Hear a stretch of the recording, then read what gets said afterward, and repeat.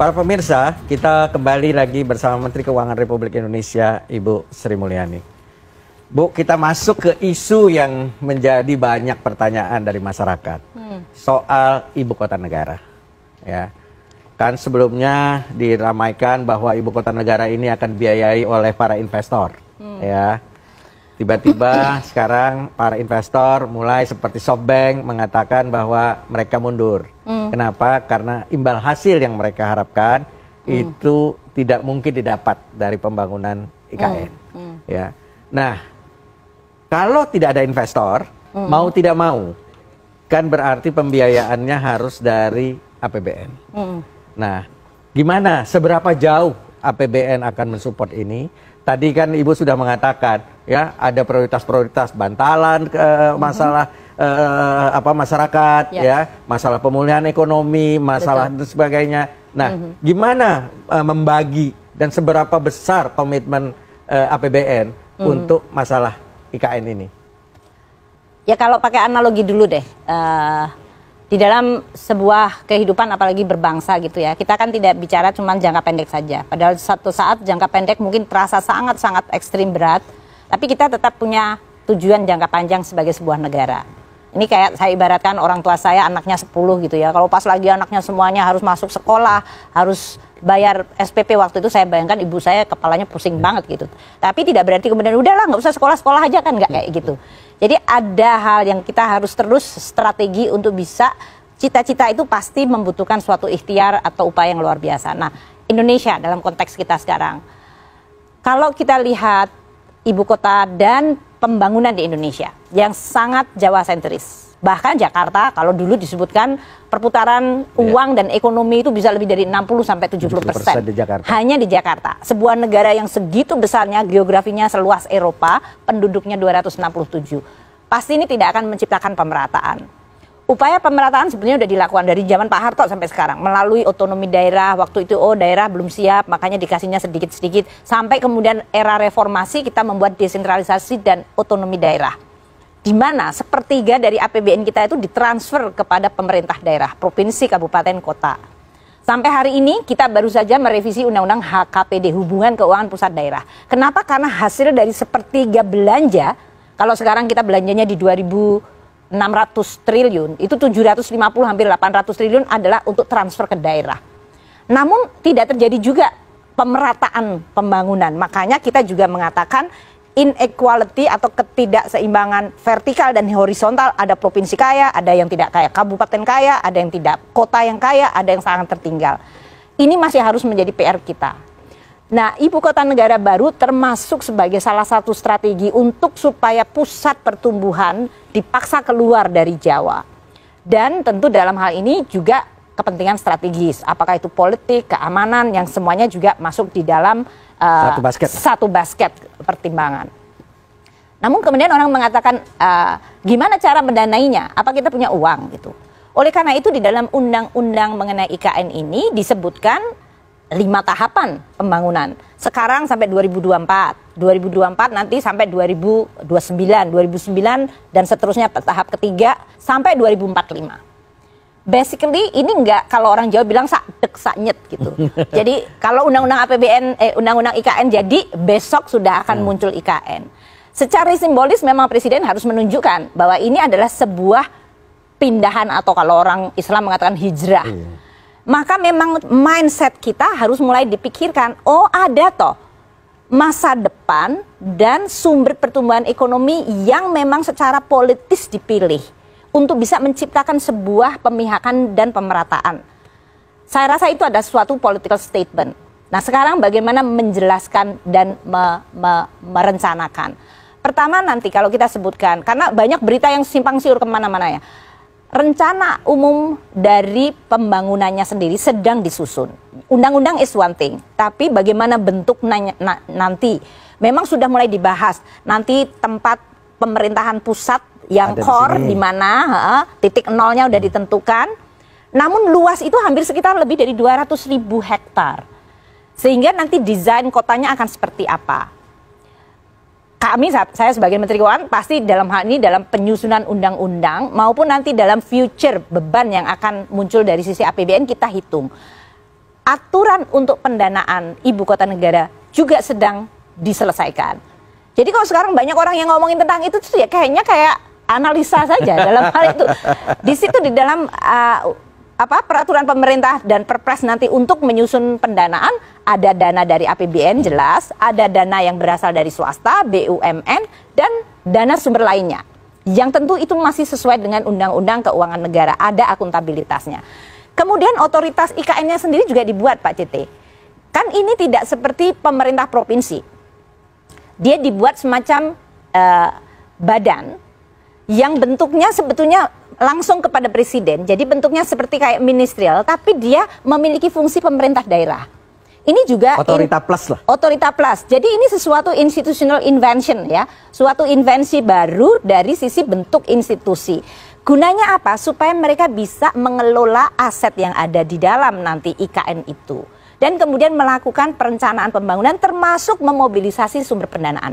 Nah untuk sumber pendanaan APBN sampai dengan 2024 kita sudah menghitung infrastruktur pokok yang harus di sana. Kemarin kita lihat jalan tolnya harus sampai ke ujung, pelabuhan karena mereka kan ada di cekungan ini ya, Penajam Pasir. Yeah. Dan juga mungkin termasuk airport yang baru. Itu adalah infrastruktur dasar. Infrastruktur air sudah ada sekarang ini yang dibangun oleh PUPR kemarin itu dari bendungan. Listrik nanti PLN akan masuk dan lain-lain. Sekarang untuk pembangunan ibu kota yang core itu menggunakan APBN. Nah, di sini kemudian si otorita akan mulai memikirkan kalau jumlah pemindahan ASN dan kemudian kegiatan ekonominya muncul, bagaimana Anda akan meng-arrange sequencing-nya. Ini yang sekarang kita sedang susun. Nah kemarin banyak orang bilang SoftBank batal gitu.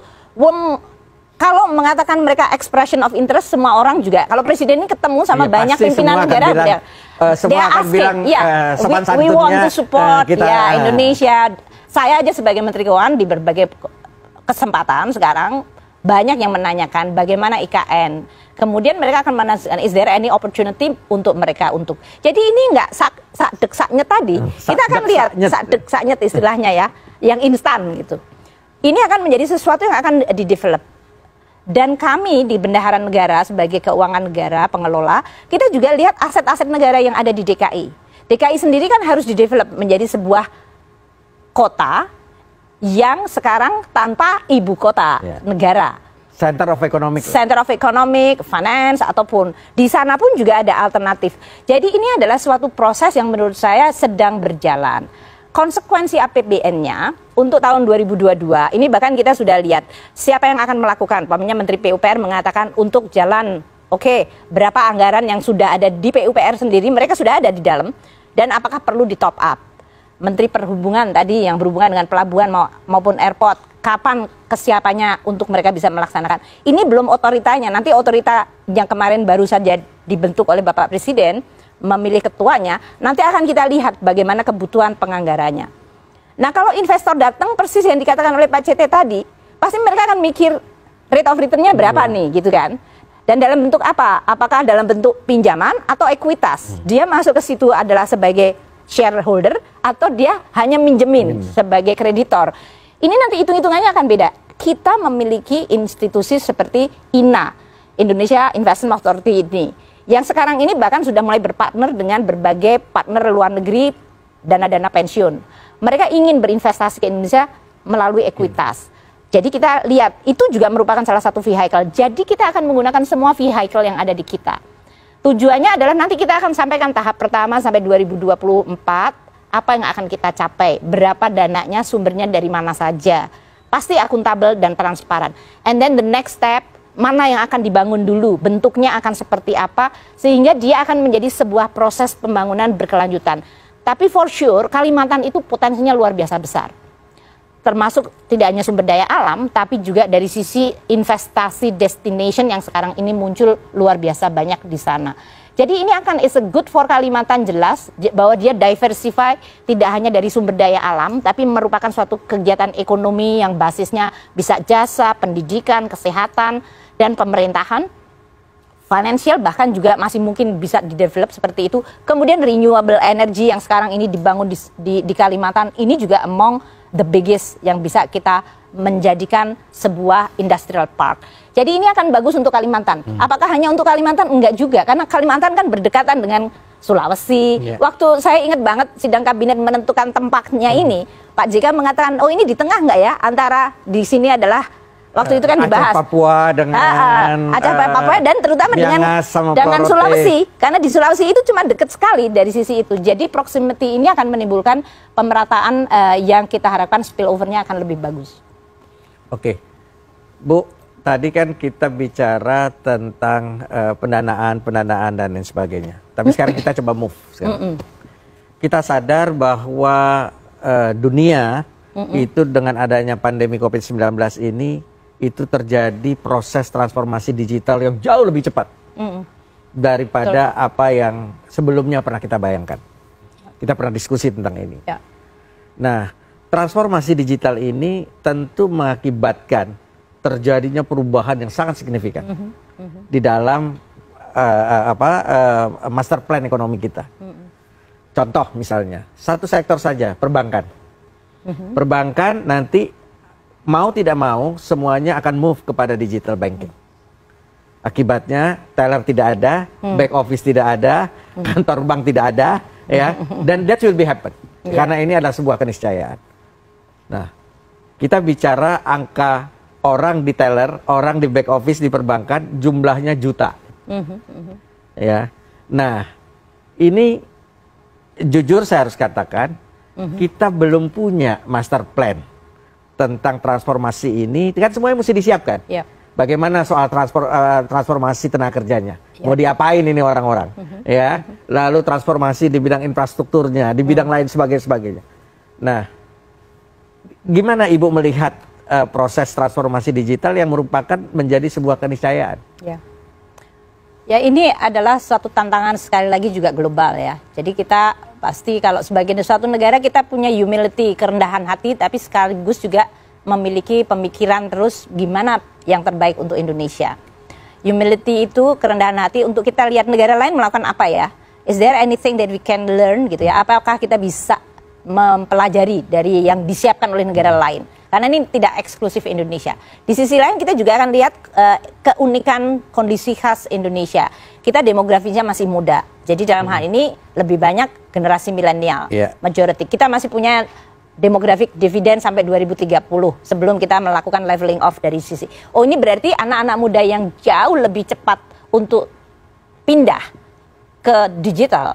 Mereka relatif mudah diajar, mereka beradaptasi lebih cepat, mereka juga technology savvy. Ini memberikan peluang kepada kita. Namun gimana? Apakah anak-anak muda kita ini sudah siap? Makanya kita reform habis-habisan di sektor pendidikan dan dari sisi labor serta pelatihan. Ini adalah 3 hal yang nggak bisa enggak lagi. Kita nggak bisa mengatakan lah dunia ya akan begini-begini aja, enggak gitu. Makanya kalau beberapa approach yang sekarang dilakukan di sektor pendidikan oleh Pak Nadiem, dari cara kita mengelola uang lagi 550 triliun untuk pendidikan saja. Itu adalah anggaran fungsi pendidikan. Ini Pak Nadiem, Menteri Agama bahkan mulai melakukan apa sumber dananya dari mana bentuk. Kadang-kadang kita nggak bisa langsung skala nasional, makalah dibuat prototipe dulu.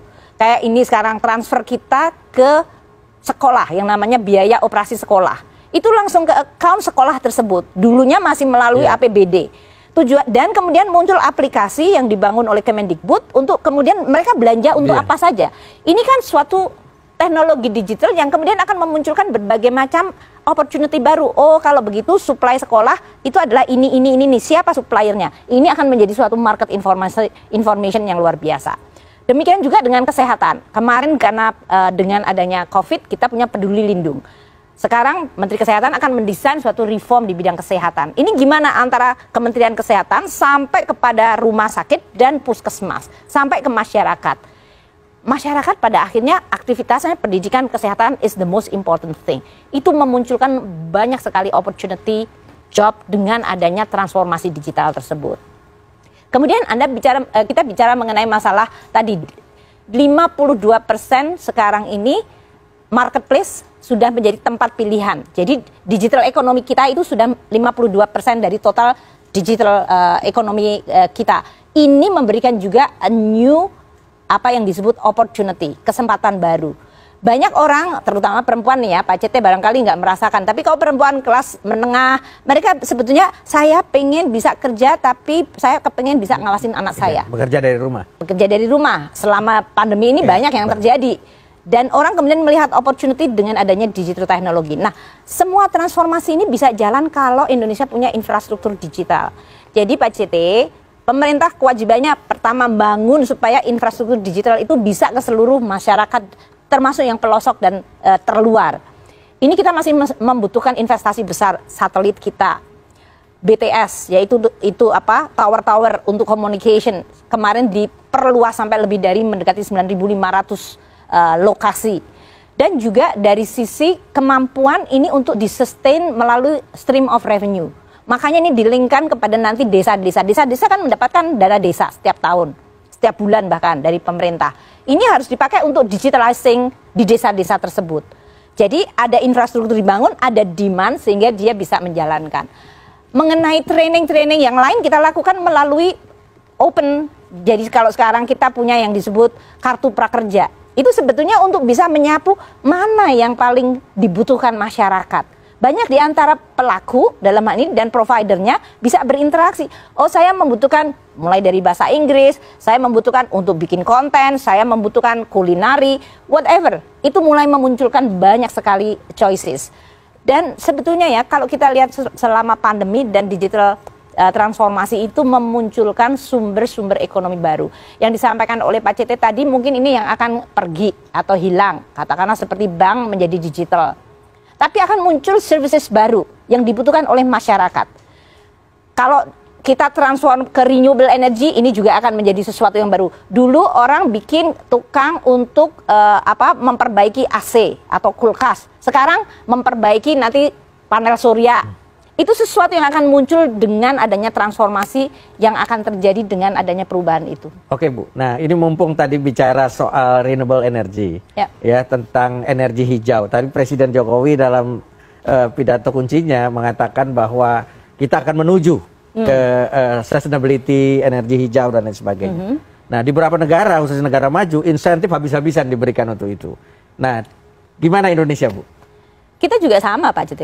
Jadi kalau untuk renewable energy, pertama ya roadmap-nya. Indonesia tahu bahwa climate change itu ancaman bagi seluruh dunia. Jadi seluruh dunia punya komitmen untuk nurunin CO2. Caranya adalah mengatakan ini loh niat saya menurunkan, namanya NDC, National Determined Contribution. Kita kontribut mengurangi CO2 kita 29%. Kalau kita sendiri 41% kalau kita dibantu secara global. Nah, hitung-hitungannya yang mana yang nurunin? Kalau kita nanam satu pohon mangrove, berapa nurunin CO2? Kalau saya tidak terjadi kebakaran hutan, berapa menurunkan CO2 di Indonesia? Atau yang paling besar dan memang paling costly adalah energi. Energi kita itu kalau kita transform menjadi renewable, biayanya gede, tapi memang kontribusi penurunan CO2-nya juga sangat besar. Seimbanglah dengan yang tadi mangrove maupun forestry dan land use. Oleh karena itu yang energi ini memang butuh banyak sekali investment. Pertama investasi bagaimana meretire yang polluted seperti coal dan membangun yang renewable yang lebih green. Jadi kita butuh dua investasi nih Pak CT. Satu adalah tadi gimana kita sekarang membuat yang di PLN ada mekanisme yang kita sebut cap and trade. Setiap pembangkit harus ada cap-nya berapa CO2 boleh mereka produce. Kalau dia menghasilkan listrik, kalau dia melebihi maka dia akan harus membeli kredit yang lain atau dia dikenain pajak. Makanya kita punya carbon tax sekarang. Yang kedua adalah bagaimana kita mendukung pembangunan renewable energy yang baru. Nah ini memang membutuhkan banyak insentif karena berbeda tenaga surya, tenaga air, geothermal atau tenaga tadi arus angin itu beda-beda. Mereka punya nature dari sisi investasinya berbeda-beda, resikonya berbeda-beda. Beberapa yang kita sudah dengar, pertama, umpamanya kayak geothermal, pasti punya resiko dari eksplorasi. Mengambil. Itu 110 itu. Exactly. Nah ini kita sekarang sudah mengisu peraturan Menteri Keuangan untuk mengambil resiko itu, sebagian oleh pemerintah. Ini persis kayak kita eksplorasi minyak sebetulnya. Kemudian mereka akan mengatakan kalau saya sudah memproduksi dengan investasi cost yang tinggi, harga renewable saya mungkin akan tinggi di depan tapi nanti sliding. Sehingga kita harus mulai hitung-hitungan mengenai feed-in tarifnya PLN sendiri. Kemampuan PLN secara neraca juga harus kita perbaiki. Karena PLN ini sekarang excess supply, tapi supply yang kotor. Tapi demand-nya karena gara pandemi Ya, ini agak turun. Jadi kita harus memulihkan ekonomi kita supaya permintaannya meningkat. Kemudian kita muncul pembangunan energi renewable. Ini yang sekarang sedang terus dilakukan. Mengenai insentif kita sudah lakukan sebetulnya. Ada tax holiday, ada tax allowance, ada bea masuk yang ditanggung pemerintah. Ini mengikuti desain roadmap mengenai climate change kita. Sekarang yang akan menjadi perhatian para pengusaha sebetulnya tidak hanya insentif ini. Sekarang jual beli karbonnya gimana nih? Ya. Karena ini sulit masih. Harganya berapa? Dan apakah kita tidak boleh jual keluar sampai Indonesia terpenuhi apa yang disebut NDC-nya tadi 29%. Ini yang sekarang akan menjadi salah satu bahan topik karena terus terang para pengusaha juga ngelihat ini adalah is a new opportunity. Correct. They can sell carbon outside. Harga di luar tinggi banget. Betul. Di Kanada itu bahkan sudah di atas $40 waktu itu. Di Eropa juga sama. Makanya di Kanada dan Eropa mereka mengimpose apa yang disebut tidak boleh leakage. Kalau saya dengan harga karbon tinggi terus kita jual dari Indonesia, itu kan berarti mereka mengambil dari jatah karbon di dalam negerinya yang mahal. Ini sekarang ini menjadi debat di G20, itu menu utama nih Pak CT. Dan kita harus tahu apa yang kita perjuangkan di Indonesia ini. Jadi kami di Kementerian Keuangan melihat semua aspek itu. Sektor pertanian dan kehutanan, sektor energi, sektor industri, dan bagaimana nanti kita membangun sebuah policy yang lengkap lah, yang bisa memenuhi aspek. Kita selalu mengatakan kata-katanya adalah just dan affordable. Ini harus adil dan harus affordable. Karena kalau kita ingin climate change tapi kemudian APBN-nya jebol atau masyarakatnya nggak bisa beli listrik, ya nggak ada gunanya. Jadi ini adalah suatu perjuangan yang cukup technical, rumit dan challenging, tapi I think banyak yang excited untuk membangunnya. Oke, Bu, ini isu yang sangat hangat hari-hari ini. Rencana per 1 April PPN akan dinaikkan dari 10 menjadi 11%. Nah, PPN ini kan beda dengan PPH. Kalau PPH, orang kaya membayar pajak lebih besar. Orang miskin tidak bayar pajak. Tapi kalau PPN, ini semua orang kena. Mau dia kaya, mau miskin, kena. Nah, padahal kita tahu, tadi kan udah jelas, kelompok menengah bawah terkena. Ya, banyak orang kok Ibu Sri Mulyani tega-teganya dalam keadaan gini naikin 10 jadi 11. CNBC itu kalau bikin judul agak provokatif sih Pak Citi. Jadi gini Pak CT ya, pertama kita waktu bahas dengan DPR mengenai undang-undang HPP itu harmonisasi peraturan perpajakan. Kita melihatnya kepada keseluruhan. Menciptakan sebuah rezim pajak yang adil. Tapi juga pada saat yang sama sebuah rezim pajak yang kuat. Kenapa kok kita butuh itu? Emangnya kita butuh pajak yang kuat itu untuk nyusahin rakyat? Enggak, karena pajak itu untuk membangun rakyat juga. Bangun dari mulai sekolah, rumah sakit, infrastruktur, bahkan tadi barusan kita ngomong panjang lebar, listrik yang Anda pakai, LPG yang Anda pakai, itu semuanya ada elemen subsidinya. Jadi jangan dipikirkan bahwa oh saya nggak perlu jalan tol, saya nggak makan jalan tol, enggak juga lah. Banyak sekali yang sebetulnya APBN melalui penerimaan pajak itu masuk kepada kebutuhan masyarakat. Dari mulai listrik, Anda pakai listrik, Anda pakai LPG, Anda naik motor atau naik ojek, semuanya itu ada elemen subsidinya yang luar biasa besar. Itu adalah uang pajak kita. Nah, oleh karena itu sebuah rezim pajak yang kuat adalah untuk jagain Indonesia sendiri, bukan untuk nyusahin rakyat. Nah, elemen keadilannya di mana? Tadi kalau PPH jelas, kalau yang tidak punya pendapatan ya nggak bayar pajak. Yang pendapatannya tinggi kayak Pak CT sekarang saya tambahin loh Pak 35%.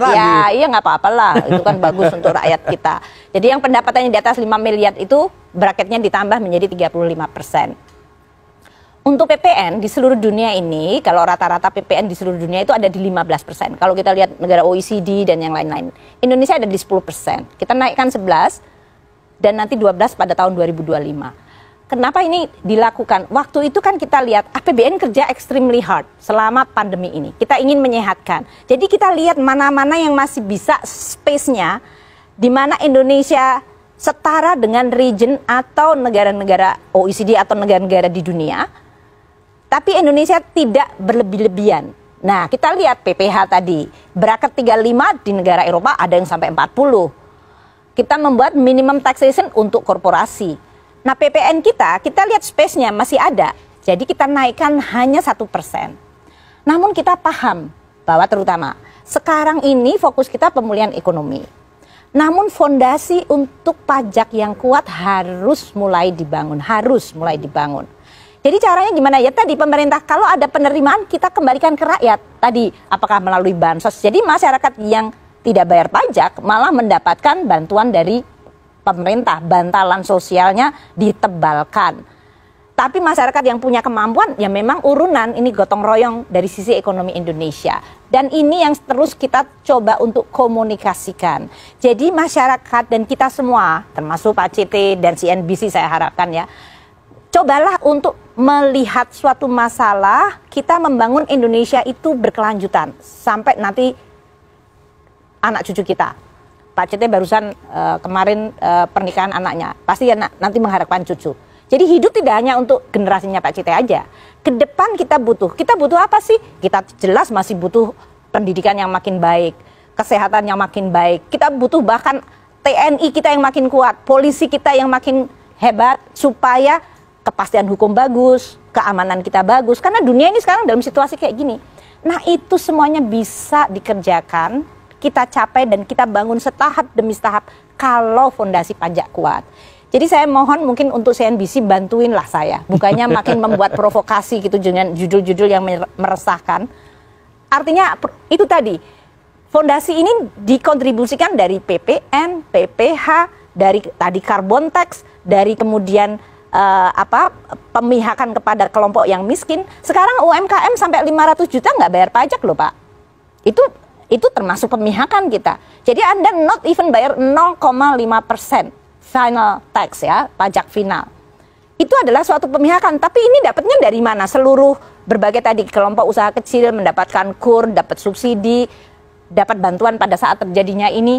Kayak sekarang ini kita sedang melaunch lebih dari 1,2 juta PKL untuk diberikan bantuan langsung tunai. Itu semuanya adalah dari pajak yang kita kumpulkan serupiah demi serupiah dari yang relatif mampu gitu. Jadi walaupun Ibu surplus nih tahun ini tetap nggak ditunda dulu?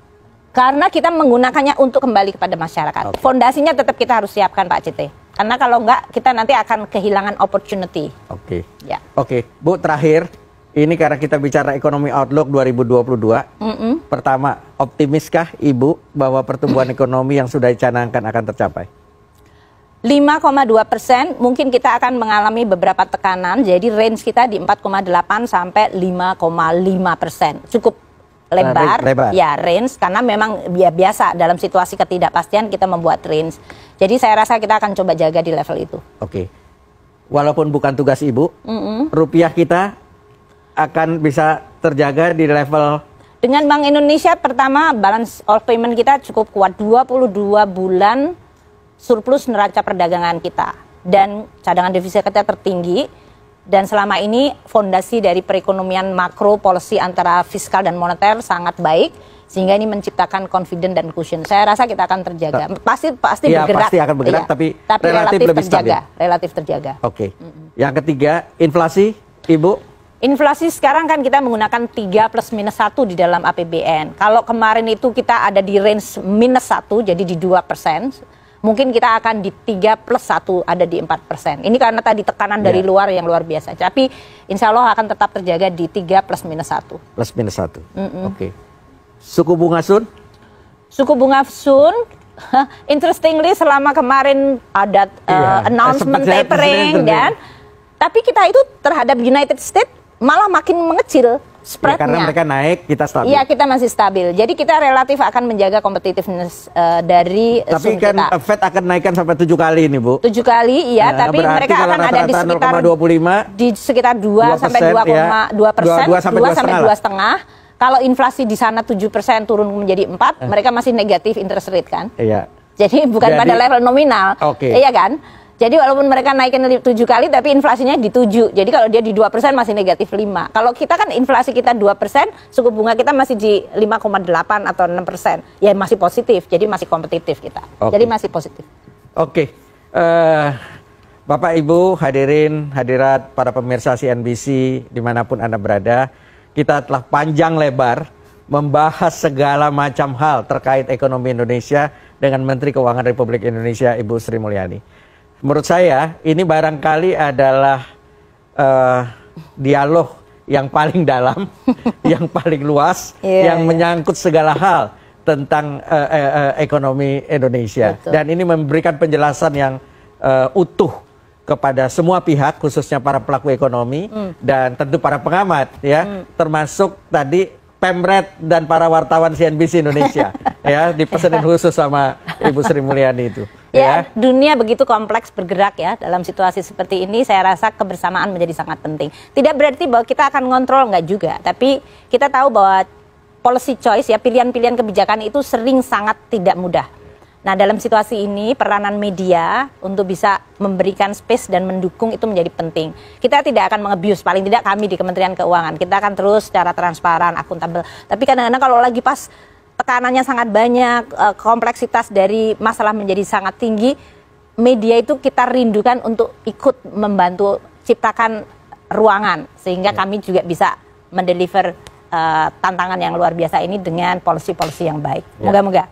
Ya, mudah-mudahan Ibu, kasih, mudah-mudahan komunikasi antara Kementerian Keuangan, khususnya Menteri Keuangan sendiri, dengan teman-teman dari CNBC makin hari menjadi makin baik dan makin mesra. Ya, agar informasi yang diterima oleh masyarakat menjadi semakin utuh dan akurat, baik. Ya, betul. Terima kasih Ibu atas waktunya yang luar biasa. Saya tahu kesibukan Ibu luar biasa juga, tapi kita punya waktu yang luar biasa juga pada hari ini untuk memberikan penjelasan kepada masyarakat dengan seluas-luasnya. Makasih, Pak.